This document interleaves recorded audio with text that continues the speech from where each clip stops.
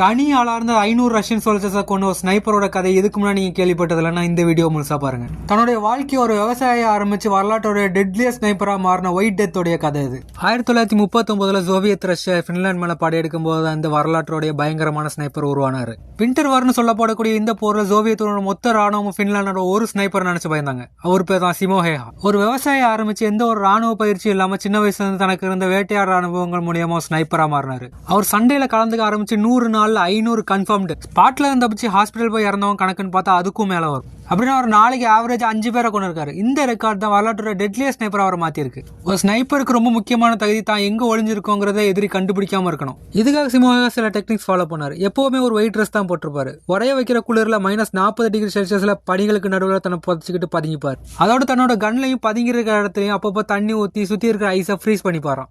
இது ஏன்னா சுடும்போது கன்னோட ரீகாயில்னால ஸ்னோ செதறி தான் இருக்கிற இடத்த காட்டி கொடுத்துடக்கூடாதுங்கிறதுக்காக இப்படி பண்ணியிருக்காரு. இதை விட ரொம்ப முக்கியமான விஷயம், அவர் எப்பவுமே தன்னோட கன்ல ஸ்கோப் யூஸ் பண்ண மாட்டாரு. சூரிய ஒளி ஸ்கோப்போடைய கண்ணாடி மேல பட்டா தான் இருக்கிற இடம் தெரிஞ்சதுங்கிறதுனால துப்பாக்கி இருக்கிற அயன் சைட்ஸை வச்சு தான் எப்பவுமே குறிப்பாரு. சிமோஹேஹாவை முடிச்சு கட்டுறதுக்கு சோவியத்தோடைய படையில இருந்து எத்தனையோ ஸ்னைப்பர்ஸ் அமைச்சாலும் போனவங்க எல்லாம் பணமா தான் திரும்பி வந்தாங்க. இதனால சோவியத்தோட ராணுவமே அந்த ஒரு ஆளை பார்த்து பயந்தது. அவர் அவங்க ஒயிட் டெத்னு கூப்பிட ஆரம்பிச்சாங்க. ஆனா சோவியத் ராணுவம் எதிர்பார்த்த அந்த விஷயம் ஒரு நாள் நடந்தது. சோவியத் ஸ்னைப்பர் ஒருத்த சிமோஹேஹாவுடைய முகத்துல சுட்டார்.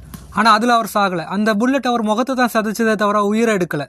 பல சர்ஜரிஸ்க்கு அப்புறம் உயிர் பொழைச்சு திரும்பவும் துப்பாக்கி எடுத்துக்கிட்டு சோவியத் சோல்ஜர்ஸை வேட்டையாட ஆரம்பிச்சாரு. ஒயிட் டெத் செத்துட்டான்னு சந்தோஷத்துல இருந்த சோவியத் ராணுவம் அதே மெத்தட்ல இன்னும் தங்களோட சோல்ஜர்ஸ் கொல்லப்படுறத பார்த்து ஒயிட் டெத் செத்தானா இல்லையாங்கன்னு குழப்பத்திலையும் பயந்து போனாங்க. ஒரு வழியா போர் முடிஞ்சது. போர் முடிஞ்சதுக்கு அப்புறம் சிமோஹேஹா தன்னுடைய பழைய விவசாய வாழ்க்கைக்கு அமைதியான சூழ்நிலைக்கு திரும்பினாரு.